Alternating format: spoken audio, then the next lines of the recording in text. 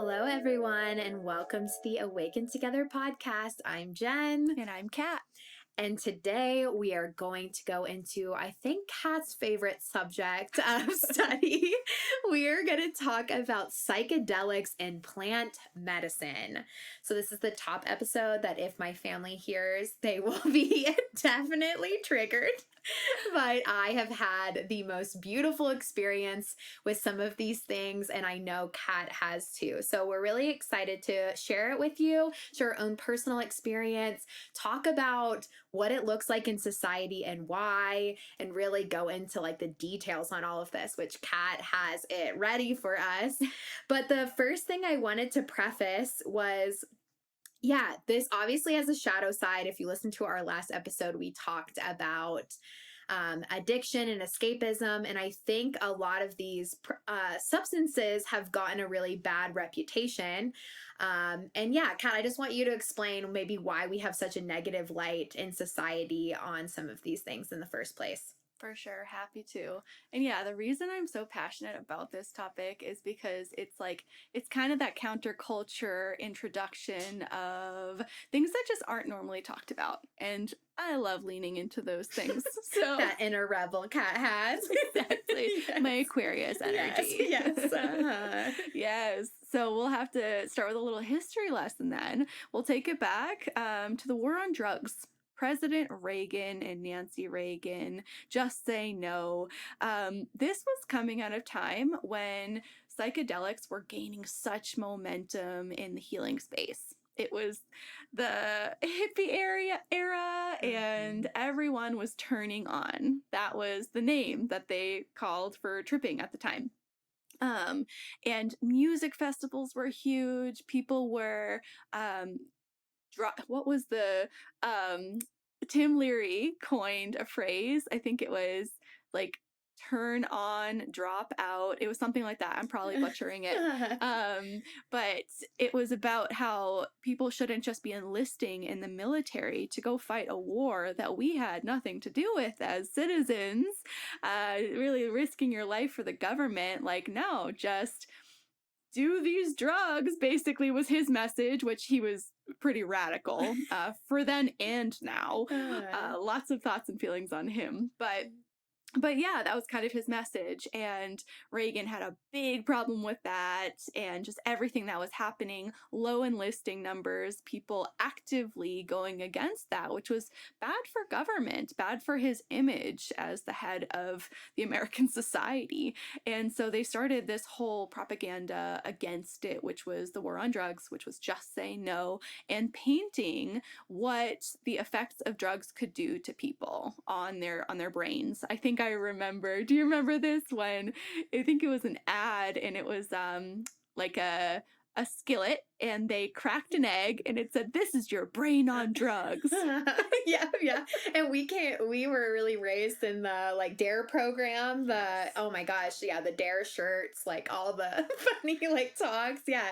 It really painted an image that if you ever expose any of this stuff, like your life is going to just like fall apart. Like you will be on the bad side of society. That is the picture that was definitely painted for us young too. Yeah, exactly. And so now, after really decades of having no research done on the subject because it was so frowned upon for so long and made illegal, now they are just beginning to deepen these studies and the psychedelic-assisted psychotherapy has been named the new frontier. So there's a lot of hope. And I even heard once that one psychedelic trip, when handled with intention and done correctly, can have similar healing effects as 7 years of therapy. And that's because it really catalyzes healing. It's not the drug, it's not the medicine itself, it's you actually doing the work, but it acts as a flashlight. And I think the problem with this, the reputation of psychedelics and plant medicine comes when people haven't been treating it with care. People who have been abusing it, like we talked about in our last episode, using it to numb and check out and escape. So The opposite of that is what's actually necessary in order for us to have those healing transformations. Mm-hmm. Yep. And I would love to hear which ones are derived from plants and which ones are coming from something else. Just give us the layout of what we're working with. Yeah, for sure. So, the most common psychedelics in plant medicine that you've probably heard of before, maybe not, they're cannabis, weed, psilocybin mushrooms, MDMA, also known as Molly, ketamine, DMT, and ayahuasca. They have some overlap, and LSD. Those are the big ones. The ones that are derived from plants are cannabis, psilocybin, DMT, and ayahuasca. Those are all naturally occurring and found in the wild and have been used for centuries by ancient civilizations as a part of ceremony and ritual. And MDMA, ketamine, and LSD are made in labs. They have been manufactured. Yeah, awesome. Thank you. Yeah. Yeah, give us the goods. So I was going to share my personal story. I had my first like experience with mushrooms when I think it was probably age 20 when I first did it. I had obviously been very reckless with like weed and substances in general, but I knew to take mushrooms more seriously. I remember like Googling a bunch of like what I should do beforehand. I was like very nervous, like extremely nervous. Coming off of that religion trauma too, terrified of any decision I could ever make, thought I would always be ruining my life. So I went in obviously in a very rough headspace, but I did a lot of studying on it beforehand and really got to read a lot of people's stories that were incredible experiences, very life-changing experiences. And so I was like, I think this could be a really good thing. So I remember I took it. I had a very good day leading up to consuming, and I went into what would be a 13-hour mushroom trip. Wow, long. Oh my God. Long, but the most magical 13 hours of my entire life. I have even told Danny that I think that experience beats our wedding day. And I hate to have to say that, but it was just like a really magical day. And I went outside for it. I read on all the blogs that going outside was going to be so much better. I did it with two friends that were a very safe space, and we all took the same amount. And yeah, I basically walked around like a woods in the forest, and I felt like I was a full spiritual being. I felt so aligned with nature. I felt like I could feel every single thing around me, and it was so beautiful. I hugged a tree for probably, time got real weird in those 13 hours, but I think I was with that tree at least 2 hours, connected in touch. And I felt like the tree told me every single thing about its life. And I have never had a relationship to trees like the same ever since that. Like every tree I feel so much respect to, because I feel like I really met one of their family members. It was so beautiful. And yeah, I just like looked around and seeing all the colors and seeing everything, feeling everything. Oh my gosh, talk about my clair like sentience and just already what I picked up. Like it was the most profound connection to my senses I had ever experienced. And yeah, I didn't even quite know how to go back to normal life after, like, because I was just in this state of bliss and I was so freaking happy.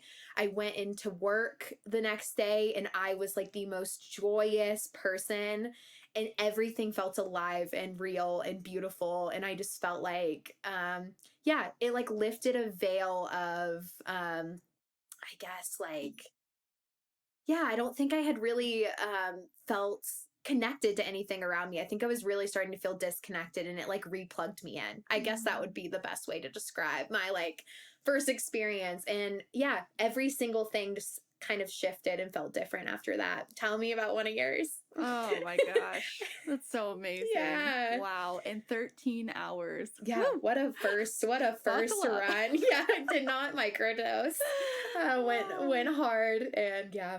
Yeah. I think you did it right, though. Yeah. It was a magical experience, it sounds like. Yeah, So it really was. all you can hope for. Yeah. I remember thinking one other thought that popped up was, I know what all the movies have been trying to tell me, like all the weird, like trippy movies. I remember having this like, oh my gosh, yeah, all the signs have been there all along, but I needed to do this. Like I was like having such a spiritual like connection of like, oh my gosh, like this has needed to happen. And oh my Yes. gosh, yeah, so Oh, beautiful. and like I think the best way to put these experiences is that they're mystical, Yeah, right? very mystical. Very Mhm. mystical, very And it takes the spiritual. reality that you feel like you're stuck in and it allows you to see that there is more than what our eyes can even perceive, which we know Mhm. that scientifically, but when you Mhm. experience like a shift like that, yeah, it's very profound. Yes, absolutely. Well, my first time taking psychedelics was a little different. I had not done research on it, and I was actually dosed. Dosed means that you were drugged, basically. So So, sad.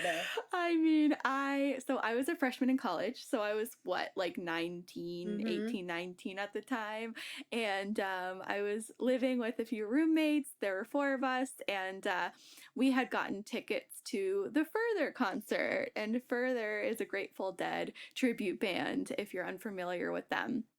And so that was a vibe. Like I think we maybe had an edible before going in and just like had a couple drinks and I was really planning on it just being that. But one of my roommates, she had a friend visiting from home at the time, and this friend was a little wild. And so yeah, just before we headed out to the show, we were just talking about psychedelics. It was a very foreign concept to me at the time. And we were talking about how we were curious about it. And, maybe one day that could be something we'd try after doing research like you Mhm. and sitting with it and deciding. And yeah, so we go into the show, and already just there were people who were from all different walks of life. There was someone waving a sign saying, "Who's got my miracle? Looking for my miracle?" And she was looking for a ticket. But she was wearing like full dreads, flowy Got the full skirt, hippie experience. total deadhead. And I was like, "Oh wow, I'm like a preppy college student at the time, and it was just a different world to me. I hadn't seen that. So we walk in, and I'm not going to say her name. Um, this my roommate's friend. She just starts walking around the Mullen Center at UMass saying, "Acid, acid, who's got acid?" And we're like, "Shut up! We This is could our get arrested. school. We could get arrested. What are you doing? You can't do that here. We know you're visiting, but like that's not cool. That's not gonna fly." And the next thing we know, this guy pops up and he's like, "I do." We're like, "What?" How did that work? And so she just starts following this guy into the show, and it's dark in there in the bowl, where the show is happening. And we're like, "Oh God, what's happening?" So they do their little drug deal, and we're just trying to watch the show and settle in, look around to find some seats. And then she turns to us and she goes, me and my other friend, she goes, "Let me see your tongues." And we're like, "Why?" And she goes, "I just want to see the color." And we're like, "Okay, this girl's weird, but like, we'll show her our tongues." And so we stick our tongues out, and then she put something on them. And Wow. she goes, "So that's acid. That's LSD. You don't swallow it, just leave it on your tongue for a little while. And I'll tell you like when you can take it off. And don't worry about it. You can pay me back later." Wow. Wow. And we were just like, what?" And so we listened because we didn't really know what else to do. We were kind of shocked, taken aback. And then the music started, and time goes by, and I start looking around, and it was a full tab, which I mean, nowadays I don't even take a full tab. You went hard too. Like, We both went really hard on our really first. hard the first time. And so colors were being just, shown all across the stadium. And I remember having this thought of like, I can taste what those colors look like. Uh-huh. Yeah. Sensory stuff comes up. Sensory. Yeah. It was Uh-huh. wild. And then my other friend just started crying, and I just turned to her and I was like, "What's wrong?" She goes, "Everything's just so beautiful." Mhm. It was just very intense. Later on in the night, this ended up being, I think, like a 12-hour experience as well. But I remember looking in the mirror and feeling like, who is that alien that I'm looking Mhm. back at? Yeah. It was a lot. It was very intense.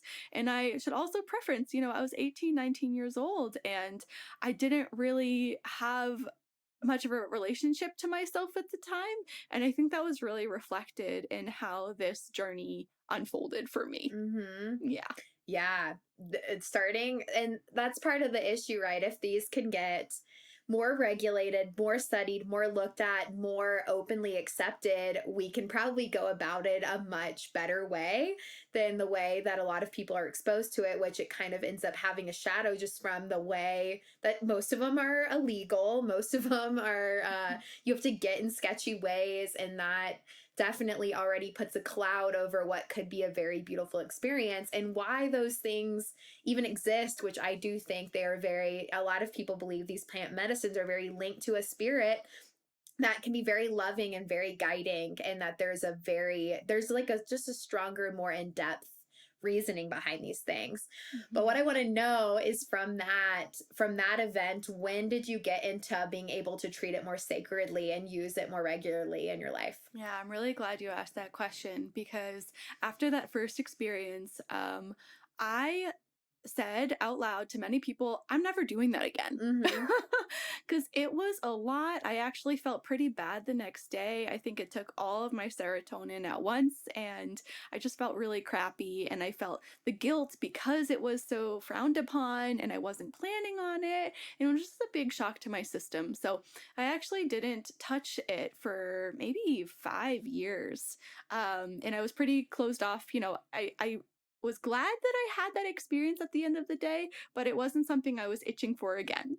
Um, and then hearing from some friends who had positive experiences and had taken it purposefully and with intention, and hearing their takeaways, that's when I began to get curious about it again. Mhm. And so, me, Kyle, my best friend, and two of our other friends, we booked an Airbnb one weekend, and it was summertime, and it was on this lake, and we decided that this was going to be my reintroduction and a first introduction to Kyle. Didn't do it at the time, but like my best friend and some other people who were there too.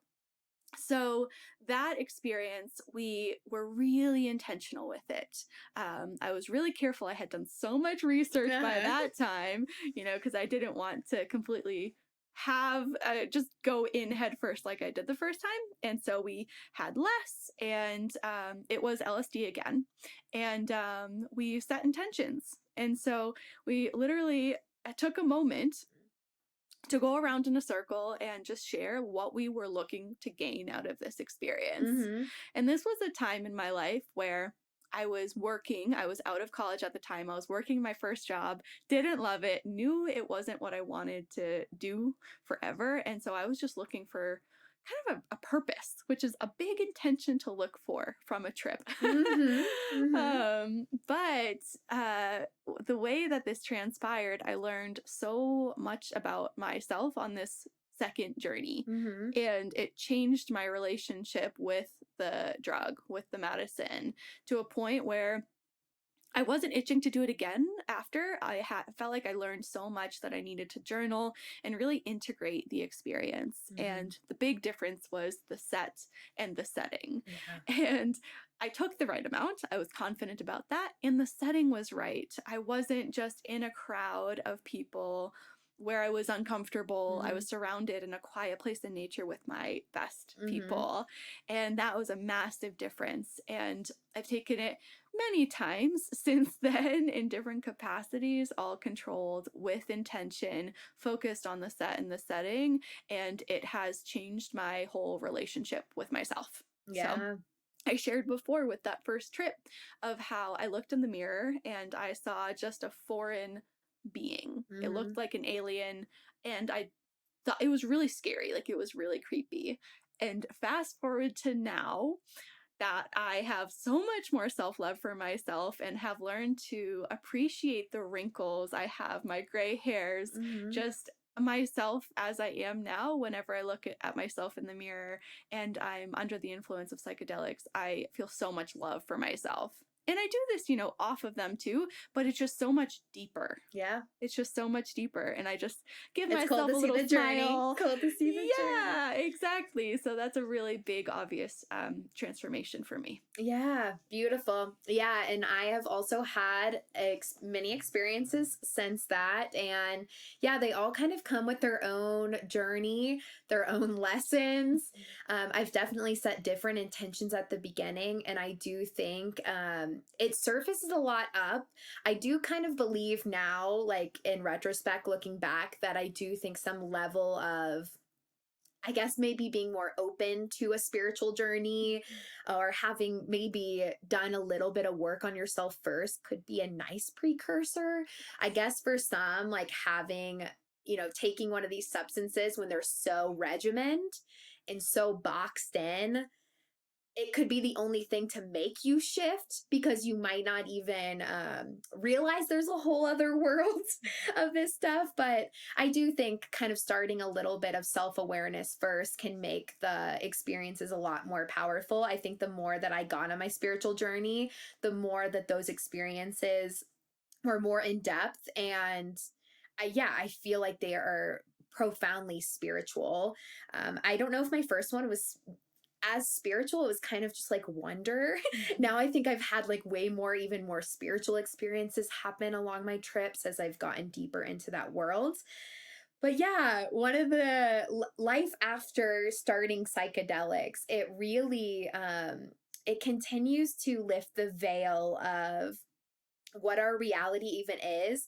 I think we can feel kind of bland and hopeless with how regimented our world is and how many yeah, you can always find something wrong, right? You can always find something wrong. It's very easy to get stuck in a negative vortex, and it's kind of rightfully so to be stuck in a negative vortex because there is a lot of suffering.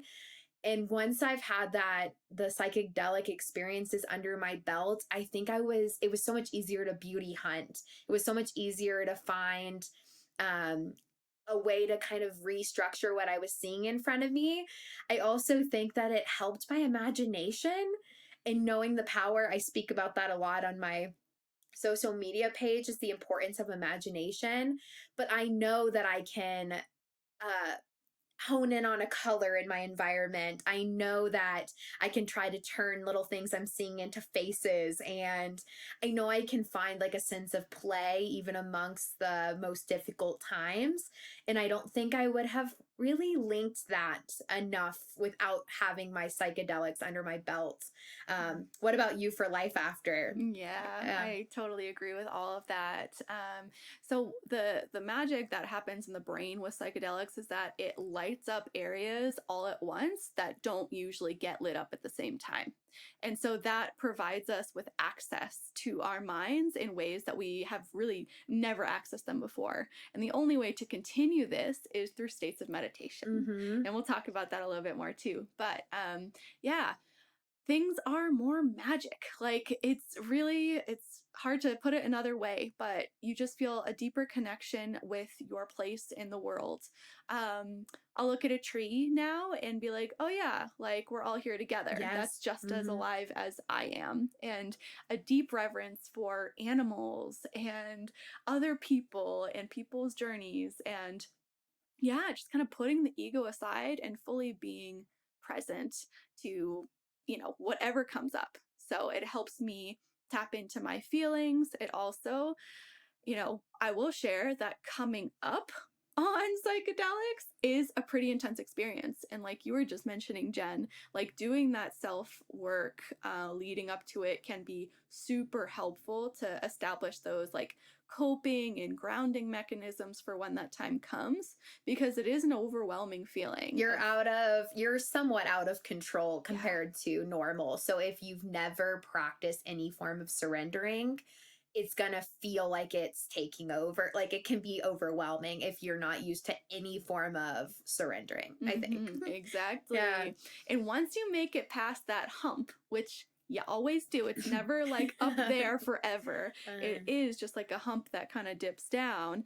Once you make it through that, like I have just learned to trust myself in any situation. Yeah. Because when that happens time and time again, and you see yourself through and you learn to talk to yourself from your highest self, not your inner critic, that's when you learn how to do that and return to that in everyday life. Yes. And that is probably my greatest gift from psychedelic medicine is talking to myself in a really positive, loving way and knowing that I'm going to get through whatever is headed my way. I love that. I love that takeaway. So good. Yeah. So clearly the effects are not all bad from any bad campaigning. Like I learned to see the world as the most beautiful place in the entire world, and Kat learned to deeply love and connect with herself. Two great things.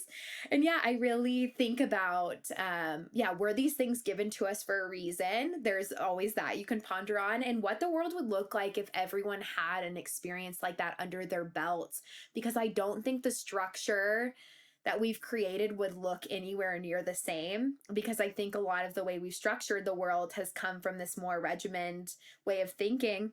And so, yeah, I think that giant hippie movement that happened at that time, people were unboxing themselves, feeling wild. And of course, that got spun around to look at these drug addicts. They're crazy. They're not thriving in society. It's actually just as sickening to thrive in a society that's built the way we have been. And I think that was really close to snaps. So I think that was recognized at that moment, but somehow the other force won at that time. And I think us coming back to these old studies that have been dormant and psychologists getting more access to being able to use these things, if we can get that sense back and we can really actually this time stay on that research and not let the other side win, the side that like wants to keep this structure that's clearly causing so many people to feel sick and stuck and dead inside. And part of the reason we're having such a fallout in mental health, like these things are needed.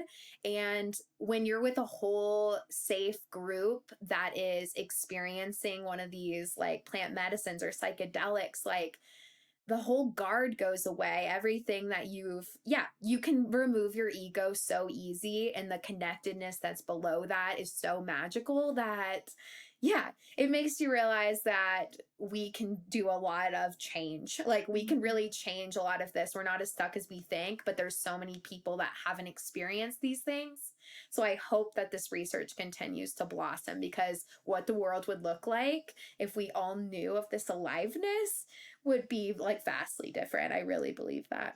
100,000%. It's uplifting the collective consciousness and wow, what can come of that? This is really just the launching off point, which is what's so exciting. This work is continuing now. And so to give you all a little update on where this stands, like with the studies, there's 4 phases of trials that these medicines have to pass. And to give you a little insight on what these different medicines can be used for, I have a little bit of information to clarify on that. Ketamine is known for helping people with anxiety and depression. MDMA is heavily being studied right now for healing trauma and PTSD. Mushrooms for OCD, depression, anxiety, and overcoming addiction, which is fascinating. And cannabis for pain management, helping people who deal with seizures, and more things like that. So right now, ketamine is the one psychedelic that has been approved, and it has actually been approved for quite some time, which was a little surprising for me to learn about. But the ones that are kind of next up on deck are MDMA and psilocybin. They're one phase away. They're in phase 3 right now. Phase 4 means they've been approved, and then LSD is in phase 2. So that's where they stand right now. And Jen and I are super excited to share that we are going to be co-workers officially, working for a company called Mind Bloom. We recently got jobs as psychedelic guides. So we're gonna have so many things to share, I'm sure, from just what we get to experience inside that world. But yeah, we're really passionate about these things, being able to help make greater leaps of change than what we have been seeing. And I think that we're really desperately needing that. So we're very inspired to, yeah, be on the forefront of people working with clients that are getting to legally experience these substances and move through it. And there's been profound research on the benefits of these things. Mm-hmm. And I think the more research we have, the more it'll continue to dismantle the stigma that's behind a lot of these things anyway. Mm-hmm. Yeah. Yeah, 100%. And a little bit more on ketamine, since that's what we'll be guiding people through.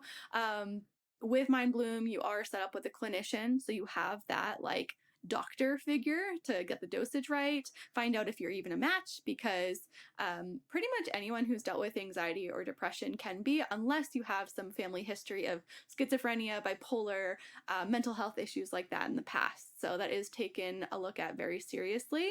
And then you're guided through the experience. And then what we will be doing is help people integrate that experience into their lives. So it's not just one siloed aha moment, but something that you can actually digest and think back to when you're in stress triggers of how you want to talk to yourself and see the world. So that's very exciting. It's also one of the only rapid acting antidepressants right now, which means that you don't have to take it like every single day, like you might Wellbutrin, Prozac, other things, other pharmaceuticals right now that people have become dependent on.